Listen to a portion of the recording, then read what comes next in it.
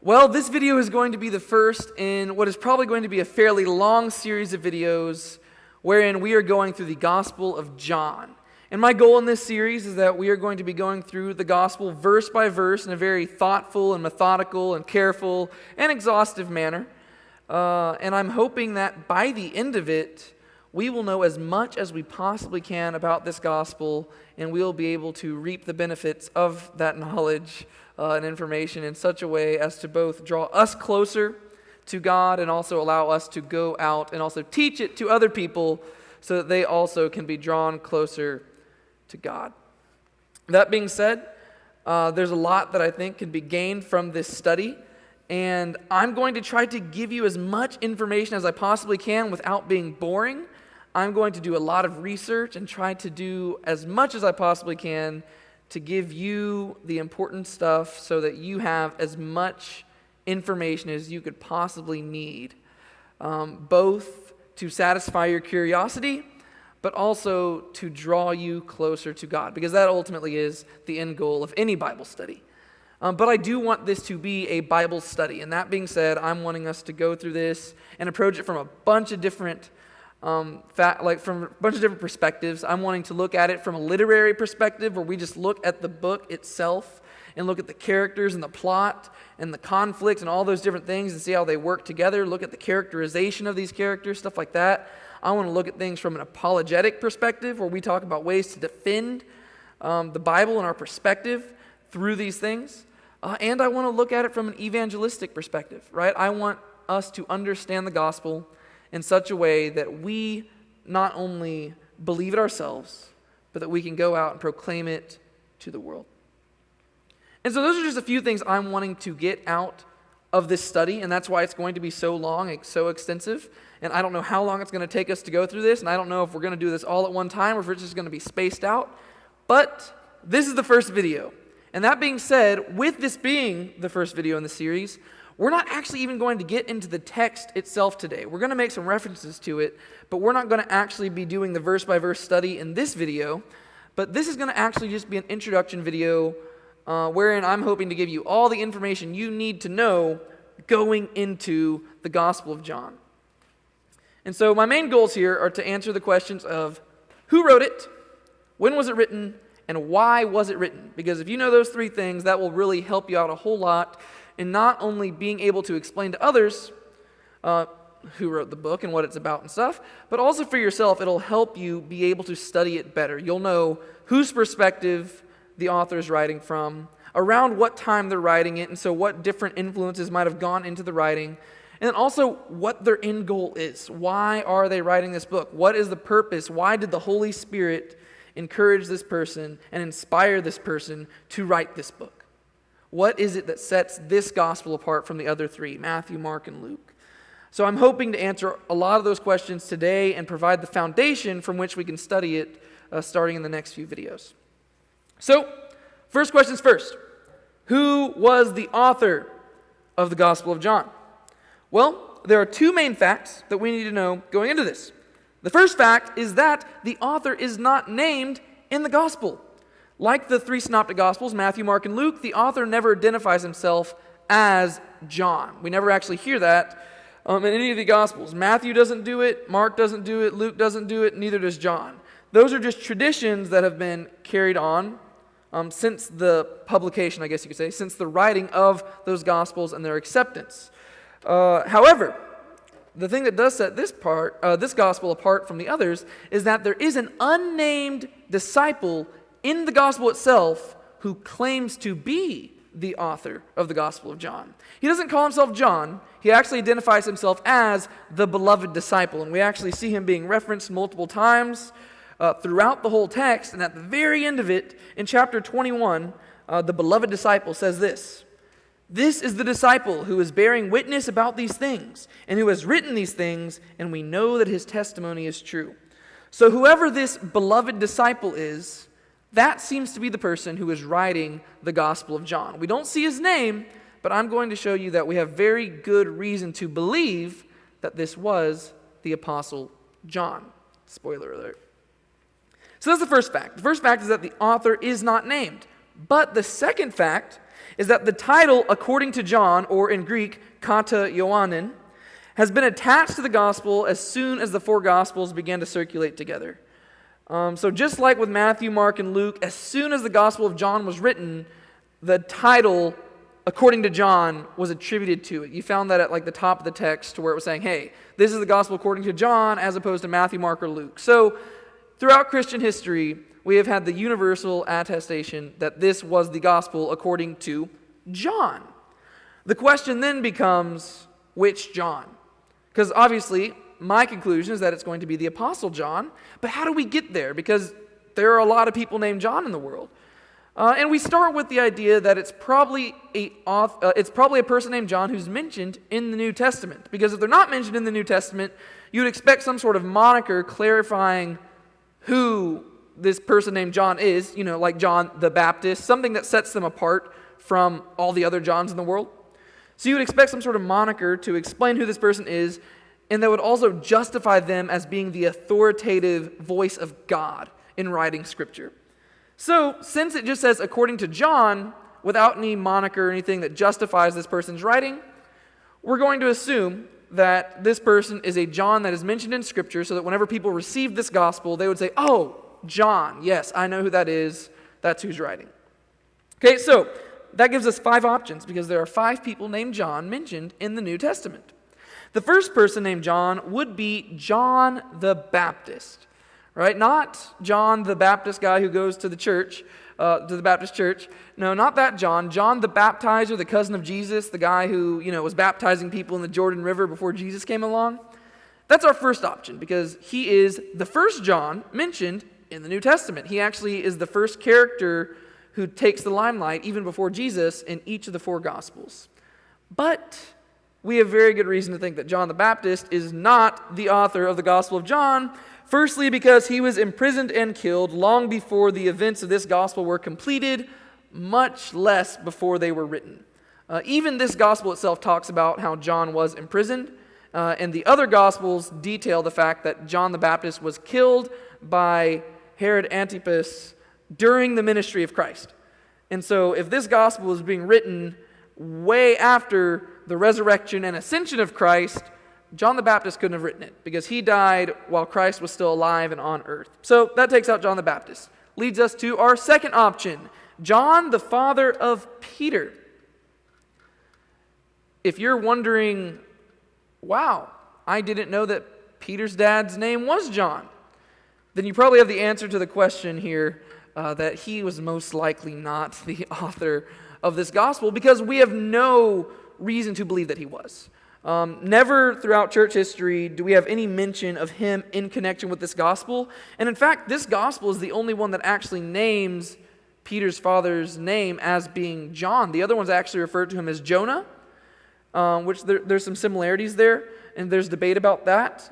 But basically what you can learn from that is that if this was John, the father of Peter, there would be some sort of clarification that that's who it was. But we don't have any connection or any mention of a connection between John, the father of Simon, Peter, and Andrew in relation to this gospel. So we can rule him out. Third option we have is John Mark. Did John Mark write the Gospel of John? Probably not. We have no reason to believe he did. In fact, we actually have many reasons to believe that he did not write the Gospel of John.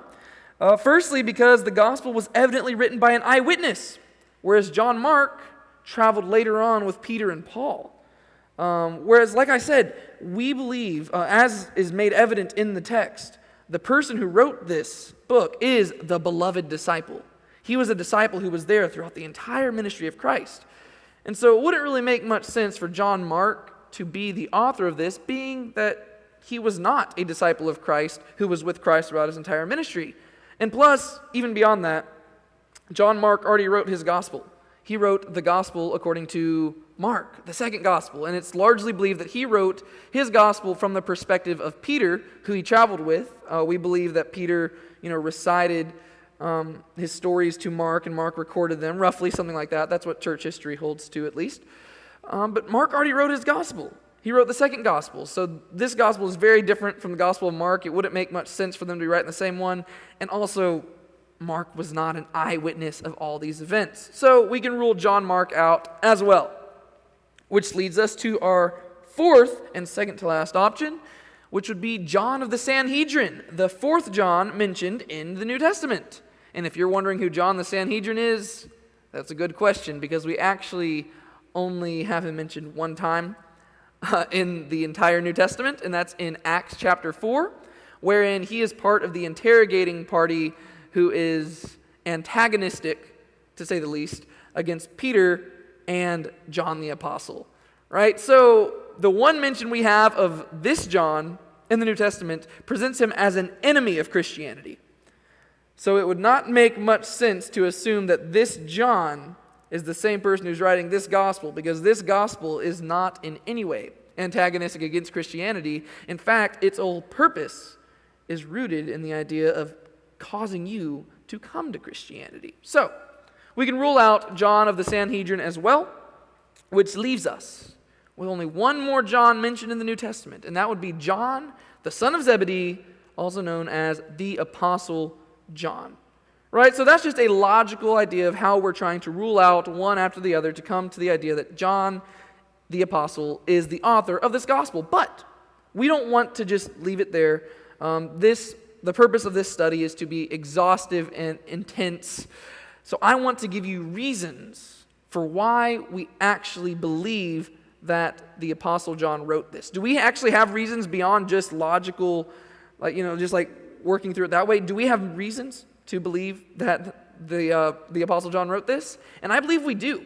And I'm going to break these reasons, these defenses, into two categories: external evidence and internal evidence. When I talk about external evidence, I'm talking about things outside of the Bible that we believe demonstrate that the Apostle John wrote this book.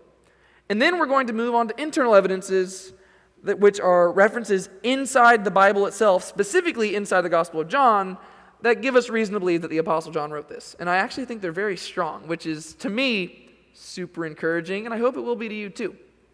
So let's start with the external evidence. Christian tradition strongly and consistently attributes the gospel to him. So whenever we look through church history and we look at all the early church fathers writing about these gospels and explaining how they came to be into the canon and how they came to just exist, universally we have people attesting to the fact that it was the Apostle John who wrote this gospel. There's this guy named Irenaeus who lived around, in the 2nd century AD, so in the hundreds. Irenaeus, he was a disciple of a guy named Polycarp, and Polycarp was a disciple of the Apostle John.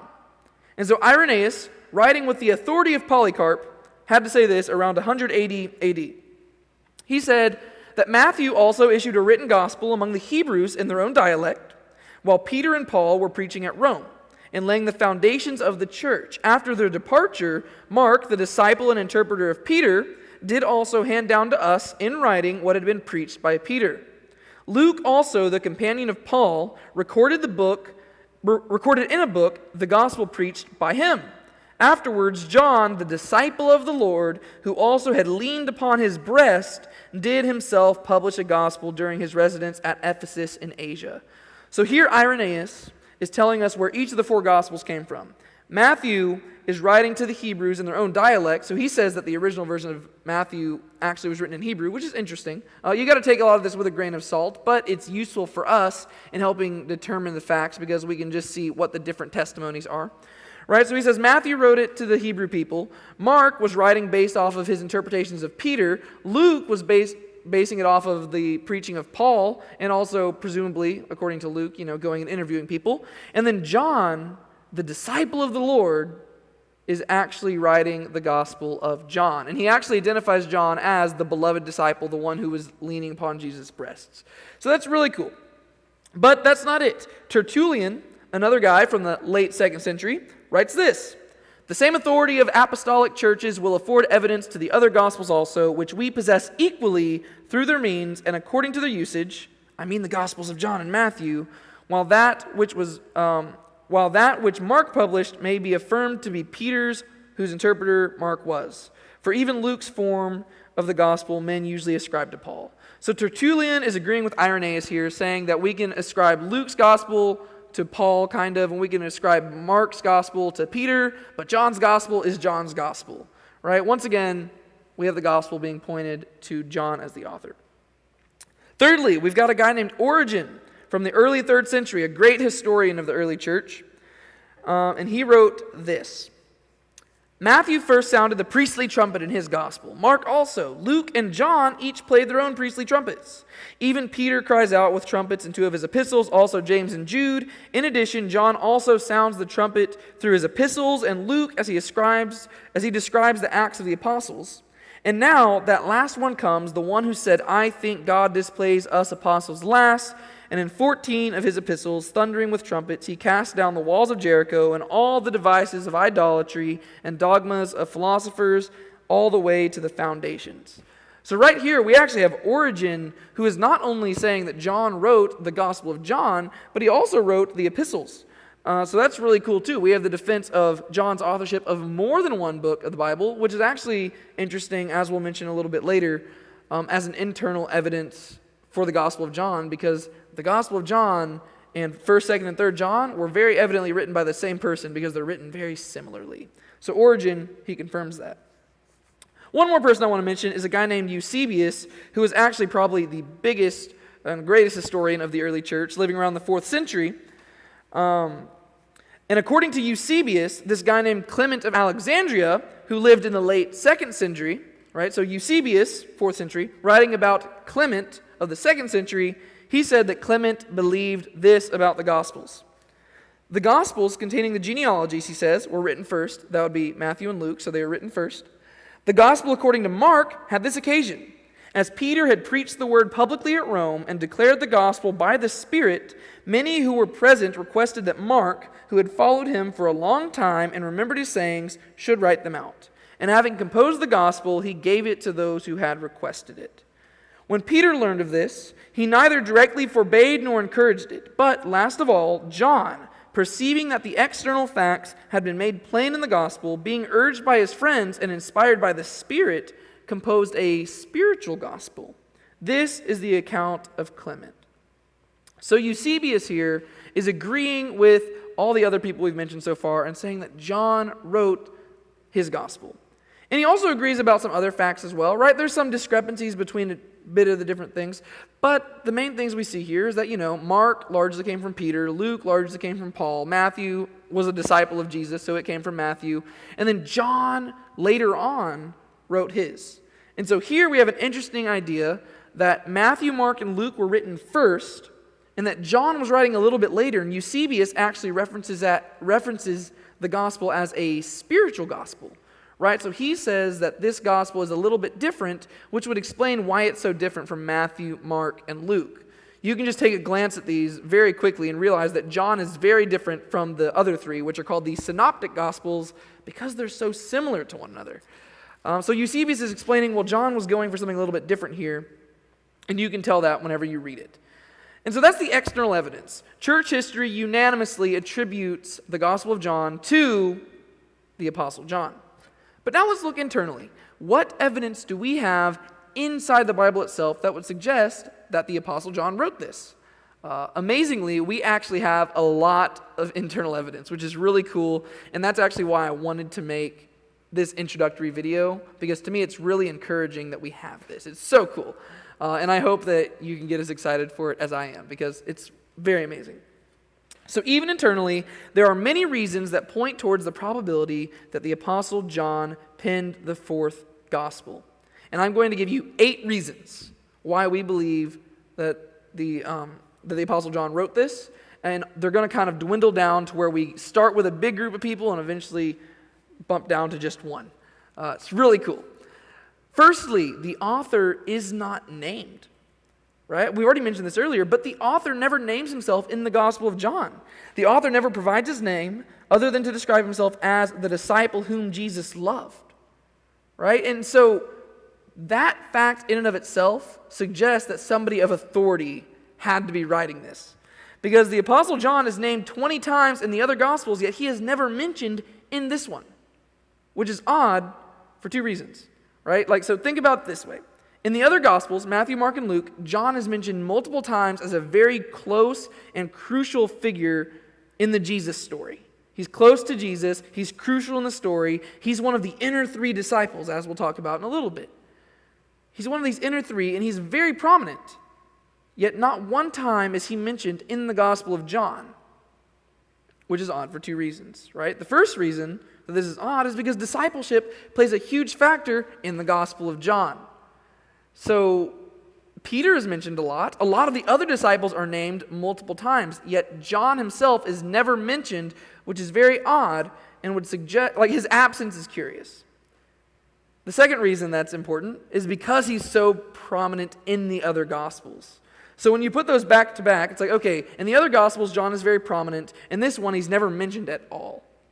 Yet then the Gospel is attributed to him.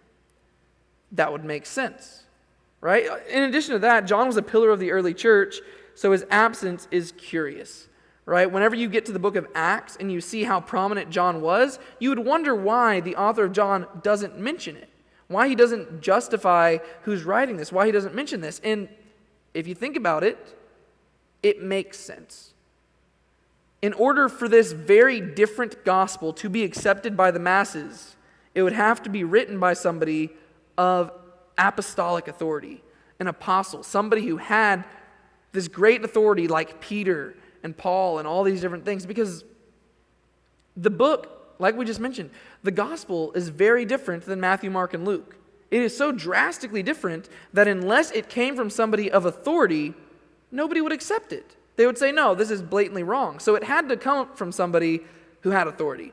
And so the fact that the author isn't named, despite the presence of discipleship and despite the prominence of John in the other Gospels, would suggest that this is probably written by the guy who church history holds it to be written by. But that's the first thing we need to know. The second internal evidence we have is that the author was a Jew. The author is very, very familiar with the Old Testament, as we will see as we progress through this study.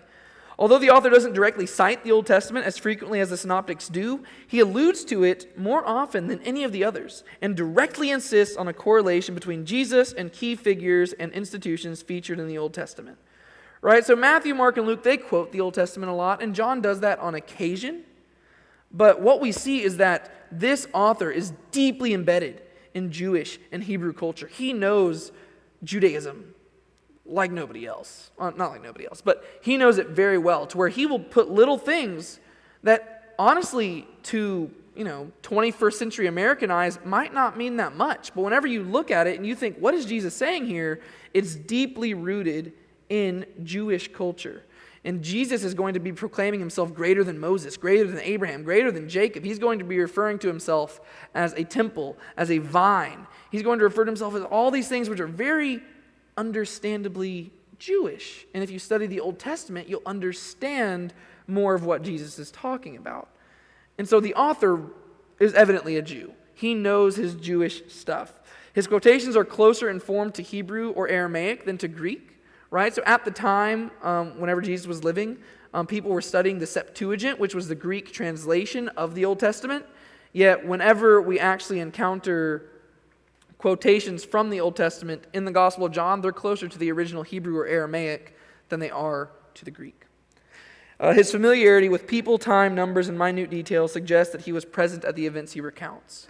This is a story that takes place in Israel, and so it is embedded with Israelite history and perspective. So the author was a Jew. Third thing you need to know. First thing was the author's not named. Second thing, the author was a Jew. Third thing you need to know, the author simply calls John the Baptist John. And you might be wondering, why is that significant? Let me tell you why it's significant. Other than the one reference to the father of Peter in chapter 1, every time the name John is used in the gospel, it refers to John the Baptist. You might have remembered that I mentioned that the Apostle John is never named in the gospel. He just refers to himself, or the author simply refers to himself as the beloved disciple. Anytime you encounter the name John in the Gospel of John, except for the one time referencing Peter's father, any other time you encounter the name John, it's referencing John the Baptist. But he never uses the moniker the Baptist. He just says John. And you're supposed to assume he's talking about John the Baptist, as is made evident by the context. So unlike the authors of the Synoptic Gospels, the author of the fourth Gospel never uses the moniker the Baptist. All the other ones, Matthew, Mark, Luke, they refer to him as John the Baptist. This gospel just refers to him as John. And you might still not be understanding why that's significant, but let me give you a hypothetical scenario. My name is David. Whenever we have family gatherings, it turns out I actually have a bunch of Davids in my family. I have a cousin David. I've got Uncle Davids. My dad's name was David, right? So there's a lot of Davids in our family, and family gatherings can get really confusing because everybody's having to reference one another as, for me, I'm David Lee. My middle name is Lee. I'm David Lee Tate Jr. So my family, they will reference me as David Lee, and we'll call people different things. I've got an Uncle Dave, and I've got an Uncle David, right? We use different things to distinguish between the different Davids. But whenever I'm referencing like my cousin, some people will have to say David Stokely and David Lee. When I talk to my cousin, I just have to call him David because I don't have to distinguish between him and me because I am the other David talking to a guy named David, and I don't have to distinguish that. I don't have to say, hey, David Stokely. I don't have to do that. I'm talking to him. My name's David. I ruled out the other David. So whenever John, the author, is writing about John the Baptist, it would make sense that he doesn't have to use the phrase the Baptist because who is he distinguishing John the Baptist from? Himself, right? So in the other Gospels, they have to use the Baptist to distinguish between John the Baptist and the Apostle John. The author of John does not have to do that. He simply has to say John.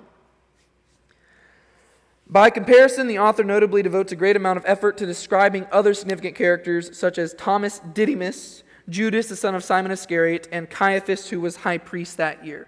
So it's not simply that the author did not like devoting time to details. Other characters in the gospel are very detailed in their descriptions. We have Thomas, who is called Didymus. We have Judas Iscariot, the son of Simon Iscariot. And then we have Caiaphas, who was the high priest that year. The other Gospels will just refer to them as Thomas, Judas, Iscariot, Caiaphas. John does give details as to who people are. So it's not that he just doesn't want to give the detail of who John the Baptist was. He just doesn't feel the need to distinguish him from anybody else because he is probably named John. Right? Does that make sense? I hope that makes sense. So it would make sense if the author's name was also John. First thing we need to know, author's not named. Second thing, author was a Jew. Third thing, the author simply calls John the Baptist John. And the fourth thing is that the author had authority. I already talked about this when I talked about the first point, but given how radically different the fourth gospel is than the synoptics, it would only have been received unanimously by the church if it came from somebody well-known and authoritative. Therefore, the anonymity of the gospel itself actually supports the hypothesis that it was written by an apostle. Whoever wrote this gospel was so bold and so confident that people would accept the gospel as true that he did not feel the need to justify his authorship. You know, later on in church history, in like the 3rd and 4th centuries and stuff, we have fake gospel texts arising. These are the ones you'll hear about in the Da Vinci Code as the books that got left out of the Bible. We've got these fake accounts popping up where people claim to be writing on the authority of the apostles, right? And they'll say, oh, this is the writing according to Thomas, right? This is the gospel according to Thomas, stuff like that. We will have people claiming to be writing on that person's behalf, but really they're not. And they're actually using that person's name to justify their authority. This author did not feel the need to do that. He was so confident in his authority and in the fact that people would receive his book as authoritative that he doesn't even name himself or try to justify it's being written. He just writes it, and whenever he sends it to people, he knows they will accept it because he has that level of authority. So the fact that we don't even get the author's name would suggest that he was a very high-ranking person in the Christian church, namely an apostle. So that's the fourth thing. Fifth thing that we need to know is that the author of the gospel was an eyewitness. We've mentioned this already. We're going to mention it again. We're going to see it as we study the book. But it's very evident from the text that this person was at the events he describes. He mentions it in chapter 21, right? He says, this disciple, the beloved disciple, is the one bearing witness right now in this text. He says, I am the person writing. I was an eyewitness. I saw these things. I beheld them. I was there. So that's his claim. But then there's also things inside the text itself that bear witness to the fact that he was an eyewitness. There's little internal details that show that he had to have either been there or had some level of very careful and important insight, because he is detailing the time that events take place. He is detailing little minute details that nobody would notice unless they were there. And so either he was best friends with somebody who was there, and they recounted every little detail to him, from the time of the place to what the ground looked like at the time. They're recounting every detail to him.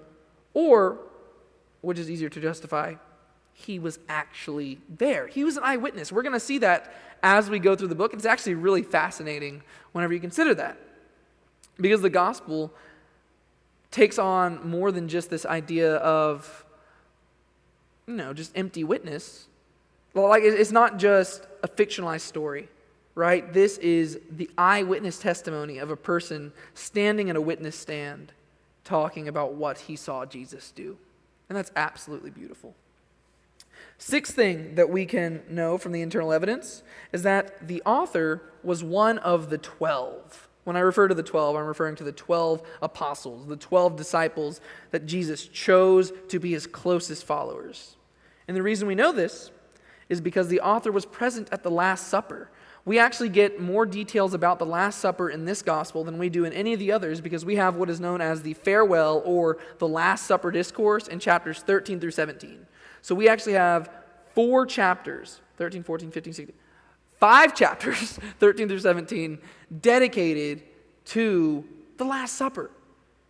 So this guy, he was there, he heard what Jesus was saying, but the other Gospels, the Synoptic Gospels, they make it very clear that only Jesus and the 12 were present at the Last Supper. So in order for this guy, who was an eyewitness, to be there, he had to have been one of the 12. Furthermore, in chapter 21, we have an account of 7 disciples who go fishing whenever they encounter the resurrected Jesus. Shortly after that, we have the beloved disciple saying that he is the one who witnessed these things and testified. So that means that not only was the beloved disciple the author, not only was he one of the 12, but he was one of the 7 who went fishing. And we actually have a list of who the 7 were. First, we have Peter, we have Thomas, we have Nathanael, then we have the 2 sons of Zebedee, and we have 2 unnamed disciples. So we know it can't be Peter, we know it can't be Nathanael, we know it can't be Thomas. So that leaves us with 4 options. It can either be the 2 sons of Zebedee, or it can be the 2 unnamed disciples. We don't know who the 2 unnamed disciples are, so we really can't even guess and speculate about that. It was 2 others from the 12. Maybe it was Andrew, we have no idea. But we know that there were the 2 sons of Zebedee, 2 unnamed disciples. Well, if we're just talking about the ones that we can guess about, James and John, the sons of Zebedee, we can know that it's not James. And the reason we know it's not James is because James was martyred around AD 44 by the time the gospel was written. James is actually the one apostle whose death we actually have recounted in the Bible. If you go to Acts chapter 12, you will see that James was the first apostle killed. And so he could not have been the person to write this book, because he was dead at the time it was written, which I don't mean to laugh at that. That's horrible. But he couldn't have written it. Right? So that means it was either John or one of the 2 unnamed disciples, which we can't guess. But that narrows it down to 3 people. That was the 6th thing. The 7th thing you need to know is that the author was a close companion of Peter. Of the many eyewitness accounts detailed in this gospel, many are shared alongside Peter. And he's also distinguished from Peter. In the Last Supper discourse that I was talking about earlier, we actually have Peter and the beloved disciple interacting with one another. So we know that he cannot be Peter, but he's a close companion of Peter, which is interesting because the New Testament consistently presents Peter and John as ministering partners and close friends. Whether you're looking in Mark, whether you're looking in Acts, whether you're looking in Galatians, Peter and John are always linked together, and they're always put together as ministering partners. They're always going out doing stuff together. So that would seem to suggest that if this person was a close companion of Peter, he could have been John. And then the 8th point that I want to mention to you is that the author beheld Christ's glory. This, to me, is not personally the strongest of points, because there's debate on how to interpret this particular text that's going to be useful for this, but If people are interpreting it correctly, this is the strongest of the points. That's why I put it last. Because the author in chapter 1, verse 14, which we'll be talking about soon, in chapter 1, verse 14, the author states that we beheld his glory, which many interpret as a reference to the transfiguration whenever Jesus was transfigured and began speaking with Moses and Elijah. Why is that significant? Because there were only 3 people who witnessed the transfiguration: Peter, James, and John. We've already talked about the fact that the beloved disciple is distinguished from Peter, so that takes him out. We've already talked about the fact how James was already dead at the time this gospel was written. That leaves us with one person, the Apostle John, who could have written the Gospel of John. So that's really cool to me. I don't know. I think that's really awesome that all fits together to where just that one phrase, we beheld his glory, if it is referencing the transfiguration, that would make it necessary that the author writing this gospel is the Apostle John. But in case that detail isn't as strong to you, I'll give you one bonus one, a 9th point to remember, is that the Gospel of John and the epistles of John are worded very similarly to where you can almost see, like 1 John, it's almost a commentary on the Last Supper discourse. There are a lot of things in common between those. So the person who wrote the Gospel of John is evidently the same person who wrote the epistles of John, 1st, 2nd, and 3rd John. So take that what you will, they're probably the same author. And so if you believe that the Apostle John wrote those epistles, well then he wrote the Gospel of John as well. It's very evident the same person wrote those. So there are 9 internal evidences that we have to believe that the Apostle John wrote the Gospel of John. I think that it's awesome. It gets me really excited because there's all these scholars who just pick up on stuff I would never pick up on. But I'm so grateful they picked up on it so that I can learn it and share it with you. I think it's cool.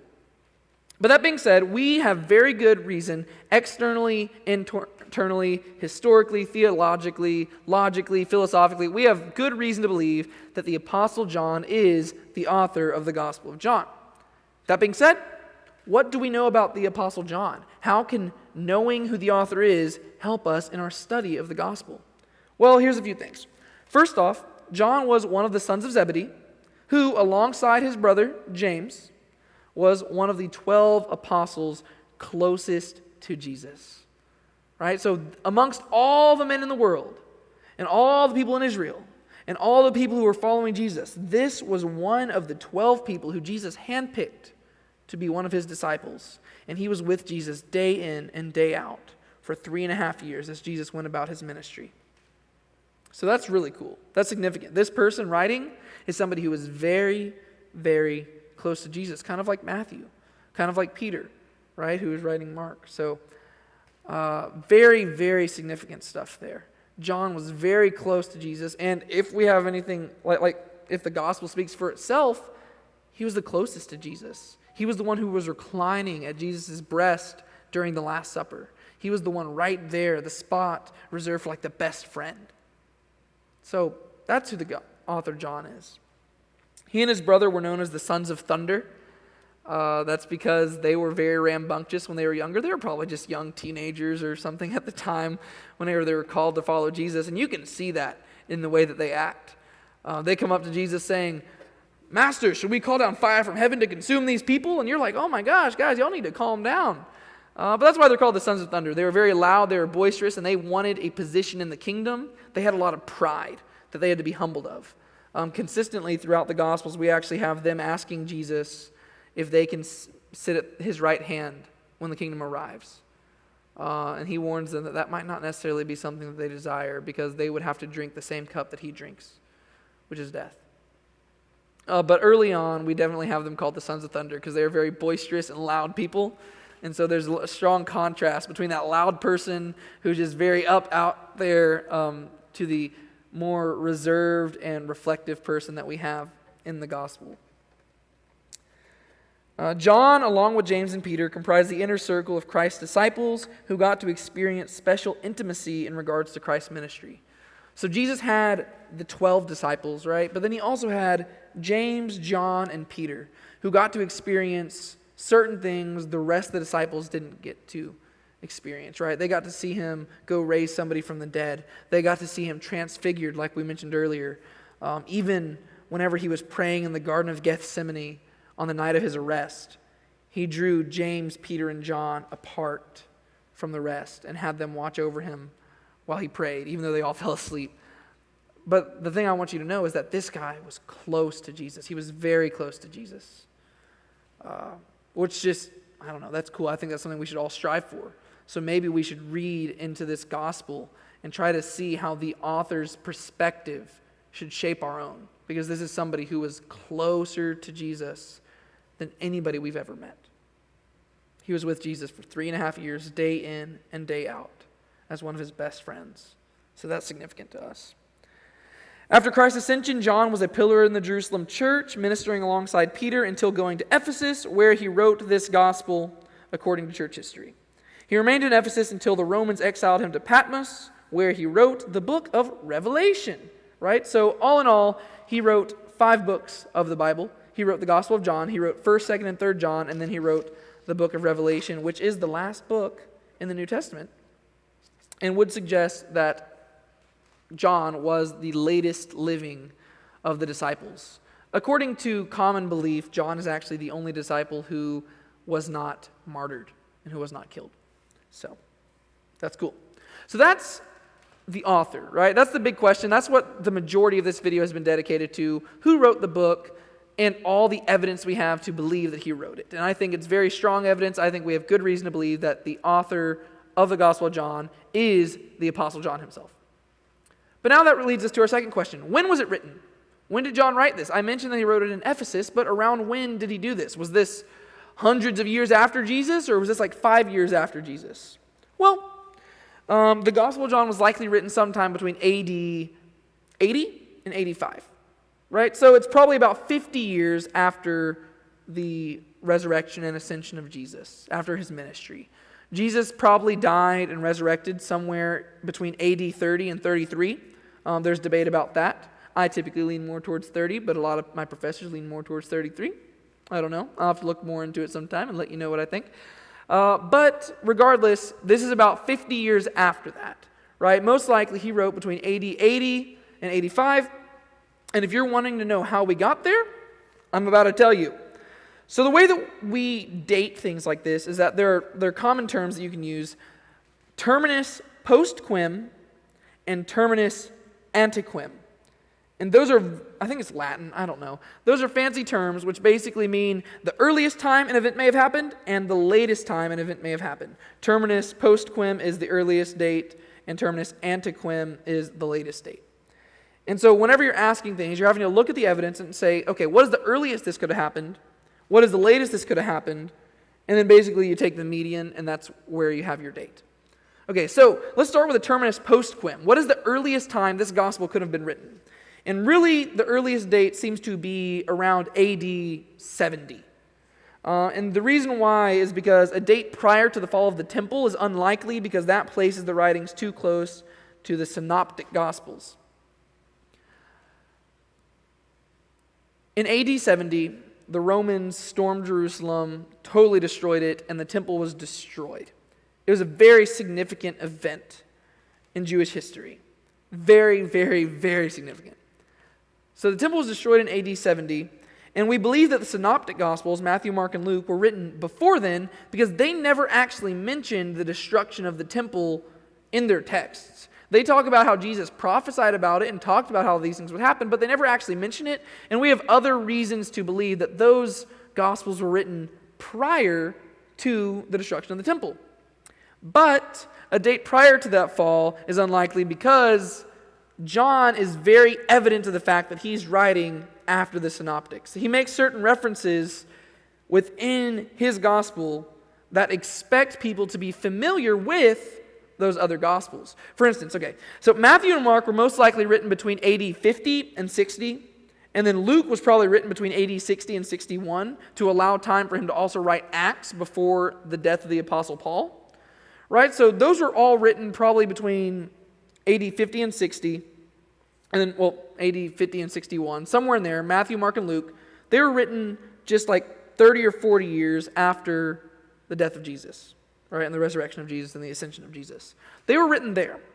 The Gospel of John is writing at a time where he thinks that these books have circulated well enough for people to be familiar with the stories they tell and the references he makes to them.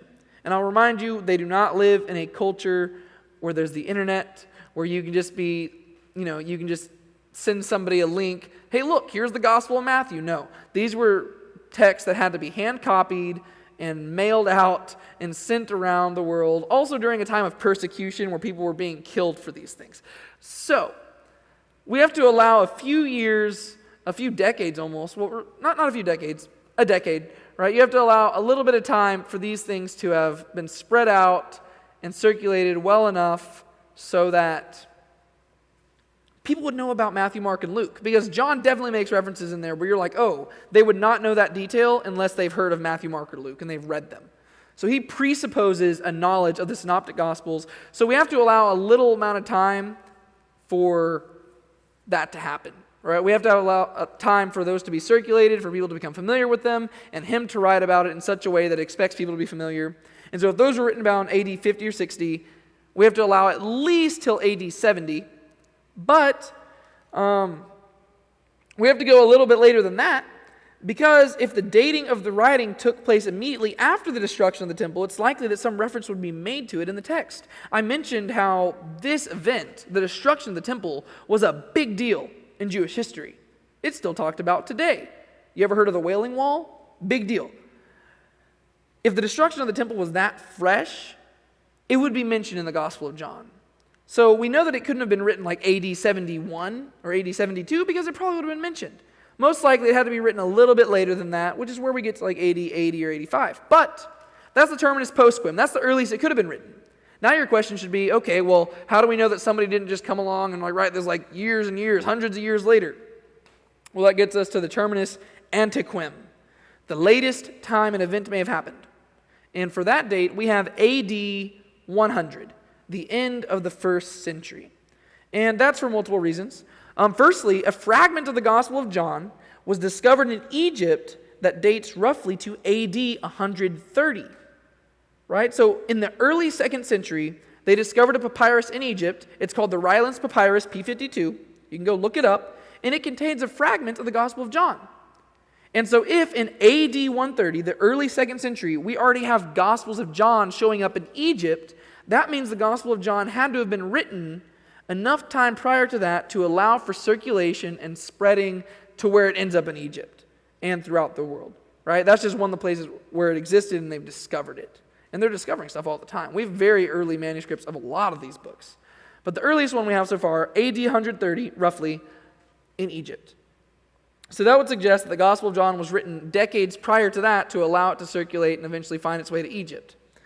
Unless somehow we just happen to chance upon the original copy which landed in Egypt somehow. Not likely. This was discovered in Egypt, which means it needed to circulate first. Moreover, holding to a Johannine authorship confines us to the 1st century, since as an eyewitness to the ministry of Christ, it is unlikely and historically denied that he lived into the 2nd century. As we've already demonstrated through all the talk about the authorship of the gospel, it seems very clear that the author was the Apostle John. And if you just think about it, Jesus was living AD 30, and this guy was there. If you go into the 2nd century, this guy is too old to be writing books.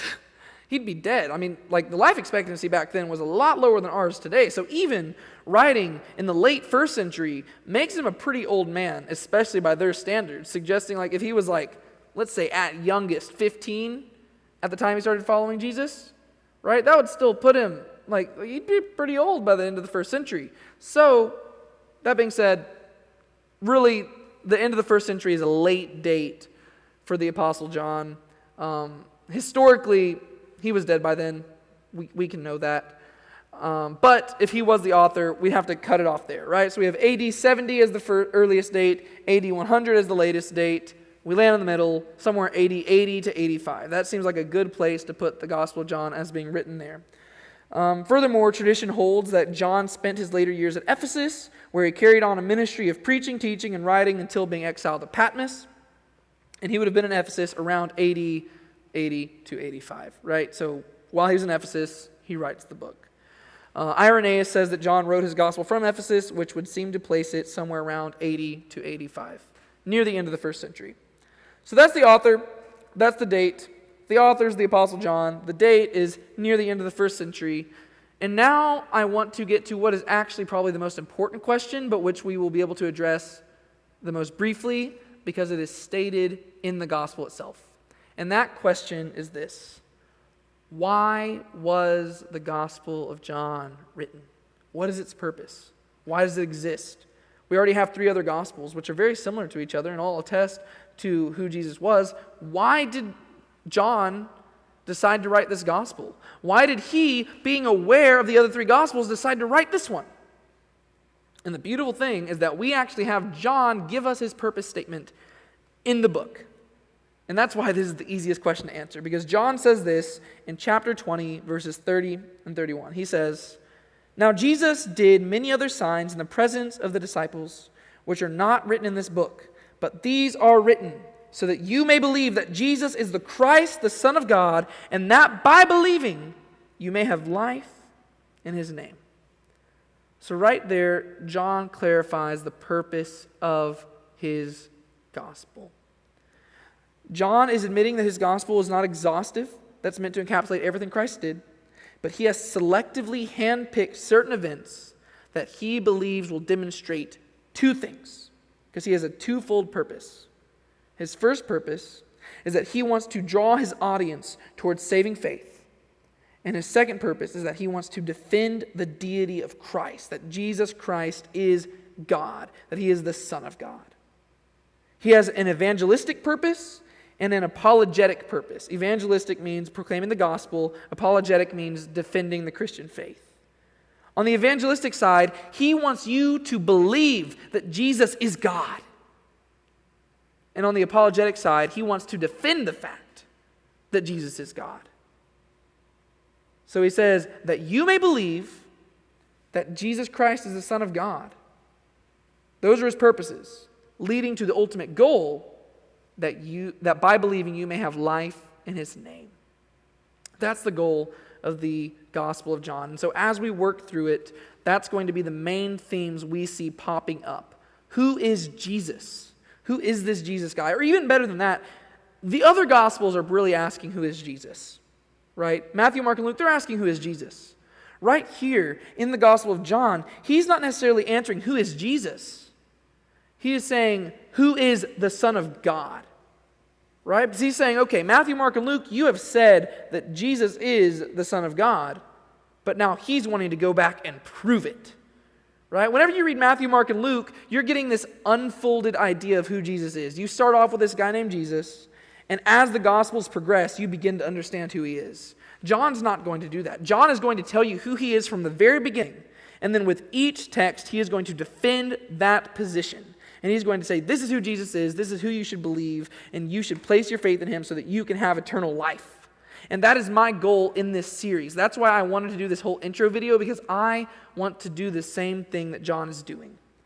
I want us to have good theology, I want us to be able to defend the faith, and I want us to have with certain conviction. I want us to know that Jesus is the Son of God, so that we may believe in him confidently, not with a blind faith, but with a faith that is aware of who Jesus is and what he's done, what he's doing, and what he will do. So that through believing we may have life in his name and may proclaim that life to other people. That's my goal in this. And that's why I want to methodically work through this, so that we can use this information to share it with others and show them that Christianity is the religion of truth. That we don't have to be afraid of tough questions, because the truth does not fear being questioned. We can ask the tough questions and we can go to Scripture and search for the answer, because we're on the side of truth. And if you don't believe that Jesus is the Son of God, if you don't believe that Jesus is God made flesh, come to die for mankind, well, I hope that over the course of this study you will come to believe that, because I believe it. And I believe in studying the Gospel of John, I will come to believe it even more. And I hope that through believing it more, I will be able to convey that conviction to you. And so we can say that John's purpose is this. He desires to defend the deity of Christ in order that those who hear may place their faith in him and have life in his name. The way I like to present the gospel is like a series of trials. The author, John, is consistently calling people up to the witness stand to testify to who they believe Jesus is. He will call up John the Baptist first, then he'll call up some of Jesus' disciples, and he'll start calling out miracles that Jesus performed, and he's going to start calling out conversations that Jesus had, and one by one, people are going to be testifying, and events are going to testify, and conversations and proclamations are going to testify to who Jesus is. And I believe that at the end of that, you will have to make a choice. Because that's what every person in the Gospel of John has to do. They have to make a choice. And that's why the second thing that John focuses on is belief, right? Not only is he focusing on the identity of Christ, he's focusing on belief. And so we're going to see this nuance presented between genuine belief and superficial belief. What does it mean to genuinely believe in God? What does it mean to just say you believe but not really believe? What does it mean to reject him? What does it mean to accept him? That's what we're going to be asking. And John's going to clarify that for us because he wants us to know what it means to truly be a disciple of Jesus Christ. And I'm hoping that once again, over the course of the series, that's what we will be able to do. We will be able to answer that question with certainty and with conviction. We will know not only who Jesus Christ is, but we will know exactly what it means to believe in him so that we may believe in him and that we may go out and share that with everybody, proclaiming who he is and causing them and calling them to believe in him. And so that's the introduction to this. I am looking forward to going through this gospel in greater depth in the coming weeks and months and honestly probably years. And I hope that you will join me on this journey. And with that, I'm going to close this out in prayer. Dear Lord, thank you so much for your word. Thank you for revealing yourself to us even though you didn't need to. And thank you for giving us your word that came into the world. Thank you for giving us your only Son, your unique Son who came into this world to give his life for us, though we didn't deserve it, though we sinned against you, though we rejected you. God, thank you so much for all you've done, all you are doing, and all that you will do. Thank you for being a gracious and loving God who has revealed himself to sinners like us.